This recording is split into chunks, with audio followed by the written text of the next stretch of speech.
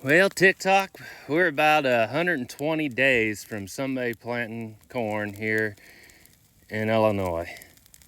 1st of December, we're 120 days. I mean, that's crazy to think about, but within 120 days, we will be planting corn.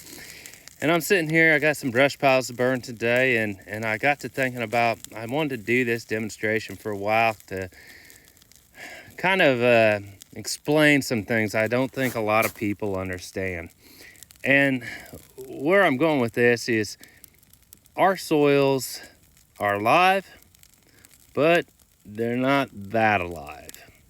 And I think where a lot of guys give cover crops a bad name is we don't understand the microbial activity in our soils, and we do not understand carbon to nitrogen ratios.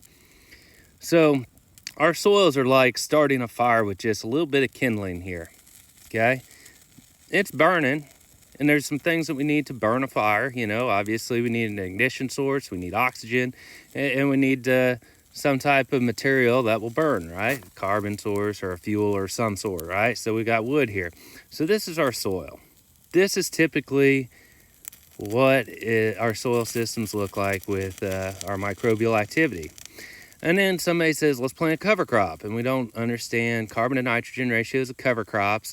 We plant cereal rye in front of corn, which is a high carbon crop. Has a high demand for nitrogen, same thing as cereal rye does. And we have a problem.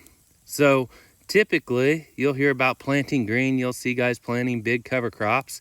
And basically, we take this little fire right here, like we have, and we take a big log and we put on top. And basically, we just snuffed out our fire. Well, we look at our crop and we think, man, something's wrong with our crop. I bet it needs more nitrogen. Well, the microbes in our soil have a carbon to nitrogen balance. And so when we have carbon like that, a lot of it, and let's say, this will work. Kids don't do this at home. And we come out here and we pour a little bit of this on here. Oh, look, we got a fire again. We just increased our microbial activity. We're burning it up now. We're going to burn that carbon up. We're going to feed that crop. Well, actually, we think we're going to feed the crop. Really, all we did was we fed the microbes the nitrogen it needed because we had a high carbon component out there. And the microbes couldn't break down that carbon without the nitrogen. So now the microbes are stealing that nitrogen to break down the carbon, but they're not going to feed it back to our corn crop. Not immediately. It might take, it might take as much as, 15, 18 months to release that nitrogen back into the system. And so what happens when we run out of fuel source? We still have that carbon out there, and we're just left with some charred wood, right? Kind of like that. It's not what we're after, okay? So we want to build this system. We want to get that flame going, and then we want to add low C to N. We want to just kindle that fire with lower C to N plants, more twigs, we want to build that microbial activity. But sometimes, we get that going again here, and we think, okay, we got this little flame out here, but I've got good WEOC or water extractable organic carbon, but maybe I'm not cycling the nutrients that I needed. So we got to look at our soils and understand what is going on here with our soils. Why am I not cycling nutrients? Well, maybe we've got compaction. Maybe we've got things going on in our soils that are not allowing those microbes to function. Maybe our pH is wrong.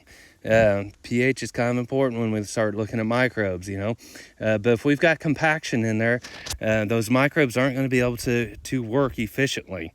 They're not going to be able to move around on those thin films of water. We're going to reduce the amount of water infiltration that we have. We're not going to get the nutrient cycling into that crop. So sometimes, hey, don't be a purist. We have to do a little tillage or something and kind of work that back up, get some oxygen back into that soil, and try to get that fire to start going again. Once we get that fire going again, now let's start talking about the cover crops and the blends of cover crops that we can use to complement that next cash crop. But just like anything, You know, we could have on top of the ground, when we talk about carbon to nitrogen ratios, in our cover crop blends, it's the same thing in our soils as well with carbon to nitrogen.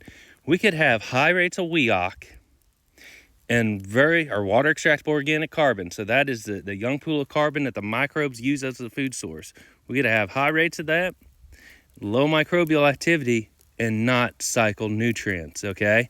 So understand that just having high WEOC doesn't matter. You've got to build the nitrogen component to be able to cycle the nitrogen to maintain a carbon to nitrogen balance. Typically at a 8-to-1 to 15-to-1 is ideal for most of our soils. Anything above a 15-to-1 is basically like our soils are constipated and they're not going to release those nutrients as well, especially nitrogen. Anything below an 8-to-1, typically those soils are going to be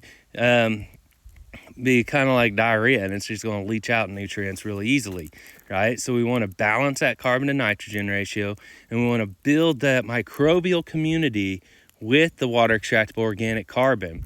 And if we look at a percent microbial active carbon or a percent MAC on a Haney test, by the way, I use Regen Ag Lab. I love the Haney test that they do.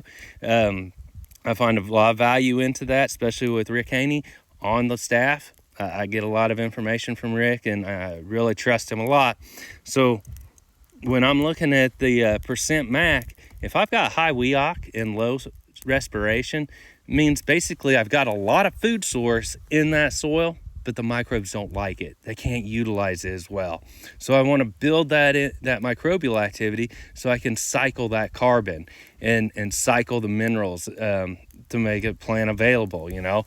So how do we build microbial activity? Well, go back to, again, maybe we need to alleviate compaction in there, but we've got to keep a living root in there as long as possible throughout the whole growing season, and diverse living roots. So you can see my fire started to grow again.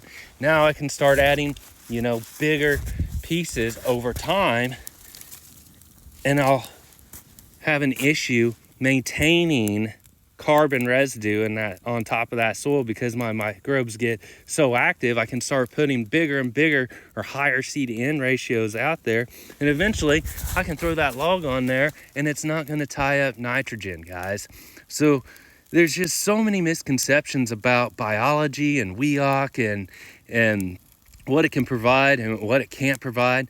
But honestly, we've got to understand first and foremost that without photosynthesis, you cannot grow biology and microbes in the soil. Your respiration rates are going to be low. With compacted soils, it's going to inhibit it. Too much manure, too much nitrogen at one time, especially depending on the form of nitrogen.